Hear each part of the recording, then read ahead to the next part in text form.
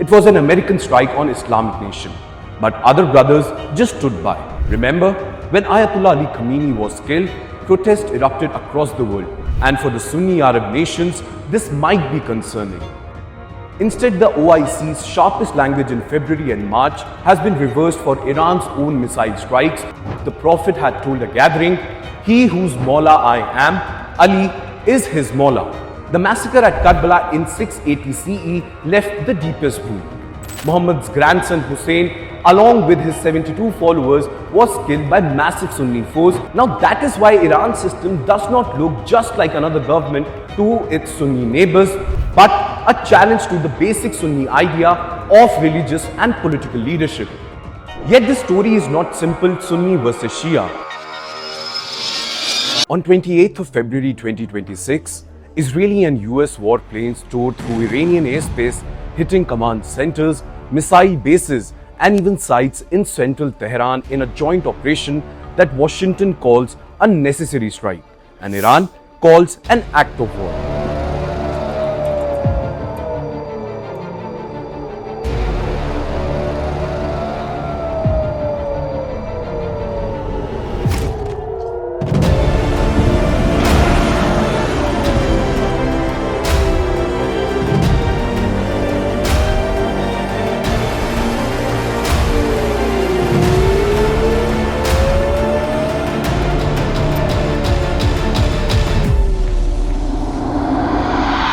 It was an American strike on Islamic nation, but other brothers just stood by.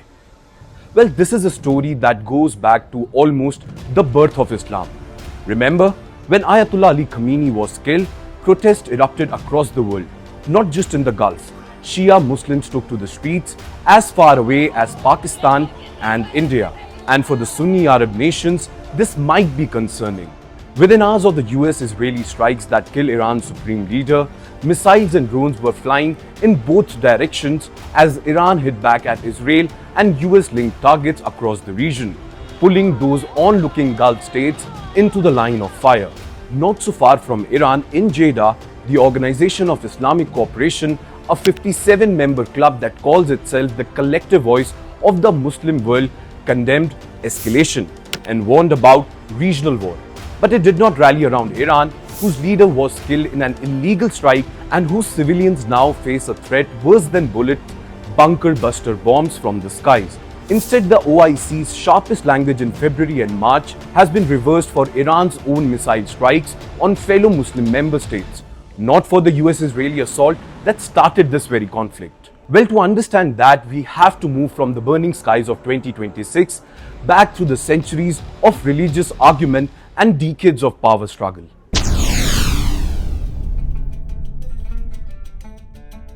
First, let's talk about the latest. The war began with a coordinated US-Israeli attack on 28 February 2026 that hit political offices, security compounds, and key infrastructure targets inside Iran, in what Israeli leaders described as an operation to remove an existential threat. Iran's leaders then denounced the air raids as illegal and vowed to use all their might and resources in response, framing the strikes as a direct attack on the Islamic Republic.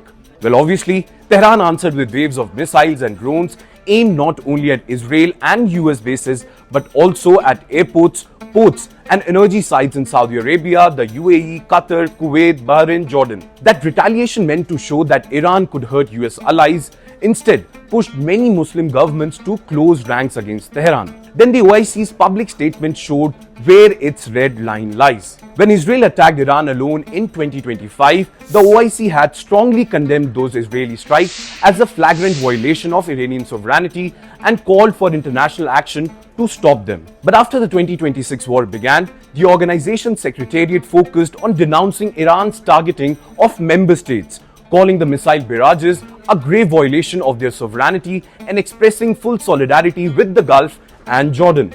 It issued another strong protest when an Iranian missile crossed into Turkish airspace, again stressing its full solidarity with Turkey rather than with Iran. Tehran, meanwhile, has just one thing to say to its neighbor: "We are sorry, but you need to eject the Americans."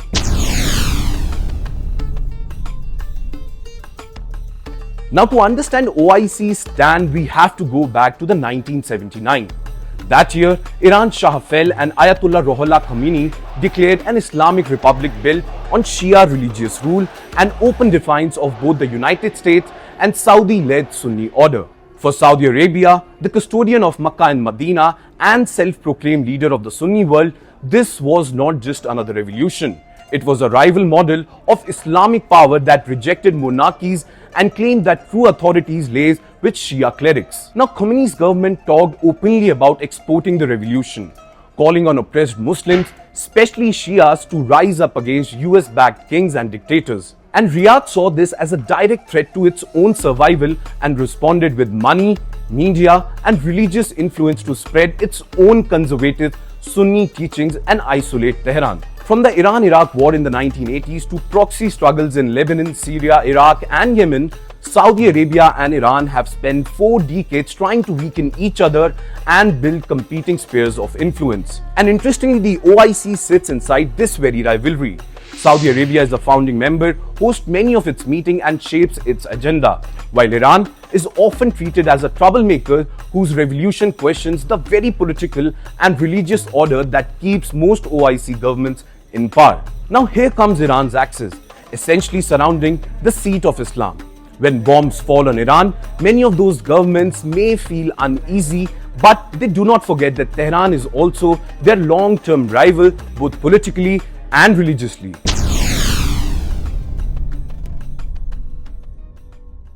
Now the roots of this divide go back to the earliest years of Islam. After the Prophet Muhammad died in 632 CE, Muslims disagreed about who should lead them because there was no clear written rule for succession. In the power struggle that followed the Prophet's passing, a meeting was convened in which Ali was not present to make his case, and majority chose Abu Bakr, a close companion of the Prophet and his father-in-law, saying leadership should go to the best qualified and most trusted member of the community, and they became what we now call Sunnis. However, before his death, the Prophet had told a gathering, "He whose Mawla I am, Ali is his Mawla."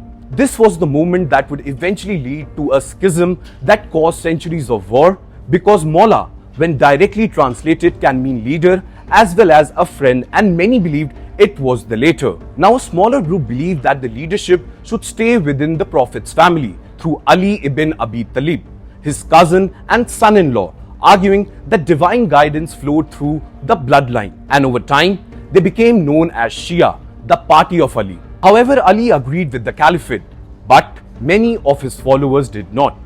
In the years that followed, several attempts were made, and eventually Ali became the 4th and final Rashidun Caliph, and the Umayyad Caliph Yazid took power. This caused more discontent, since the Yazids were seen as non-believers who followed the Prophet out of fear and due to the campaigns of the hero Khalid ibn Walid. Now, after a series of machinations by Shia supporters that failed, including an attempted coup, Hussein's death became the final straw. The massacre at Karbala in 680 CE left the deepest wound. Muhammad's grandson Hussein, along with his 72 followers, was killed by massive Sunni force in a fight described by some scholars as massacre. In fact, horrific details of the Karbala incident turned this political disagreement into a powerful religious and emotional divide. Now, over centuries, Sunnis largely accepted rulers, Caliph, Sultan, kings, whose religious legitimacy was supported by Sunni scholars, while Shias came to see true authority as resting within a line of imams from the Prophet's family, and later, in Iran's case, with senior jurists who claimed to rule in their name. In fact, modern Sunni monarchies in the Gulf and the Shia clerical state in Tehran are in many ways heirs of those visions of what was Muhammad's vision of Islam.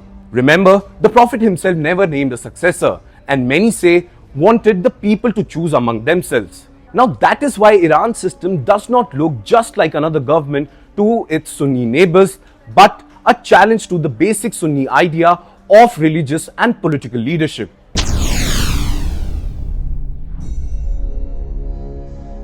Yet the story is not simple Sunni versus Shia. There is one cause where Iran still continues to cross the sectarian line: Palestine. Palestine sits at the center of Muslim politics, and for decades, many Arab regimes have failed to stop Israeli expansion or deliver a state for the Palestinians. Now, Iran stepped into this vacuum by backing Palestinian armed groups, especially Hamas and Islamic Jihad in Gaza, even though these movements are Sunni and rooted in the Muslim Brotherhood, not in the Shia theology.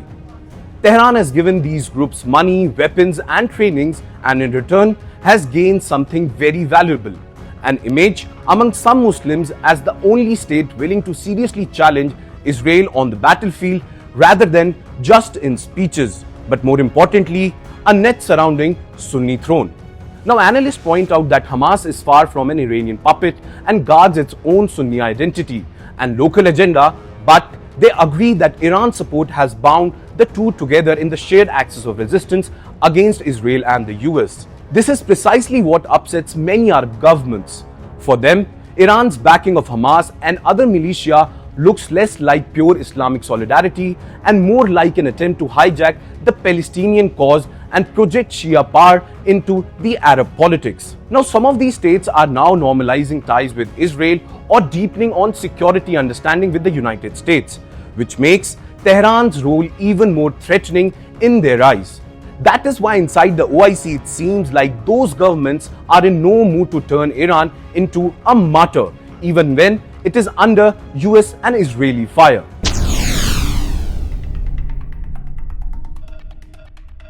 The OIC's cautious response in February and March 2026 says as much about its member as it does about Iran.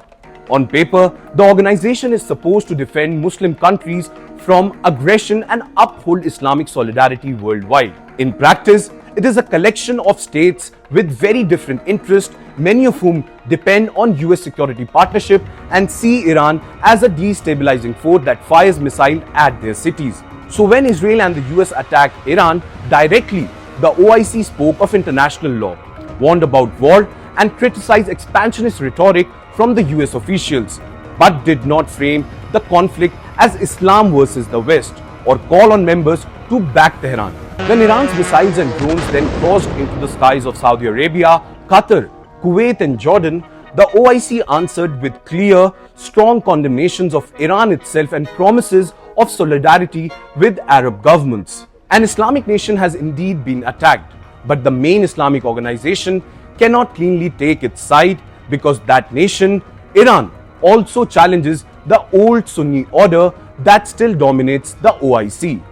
The flames over Tehran in 2026 are therefore not only the results of missiles and jets, they are the latest flash in a much older struggle over who speaks for Islam, who leads the Muslim, and whose idea of God and power will define the Middle East.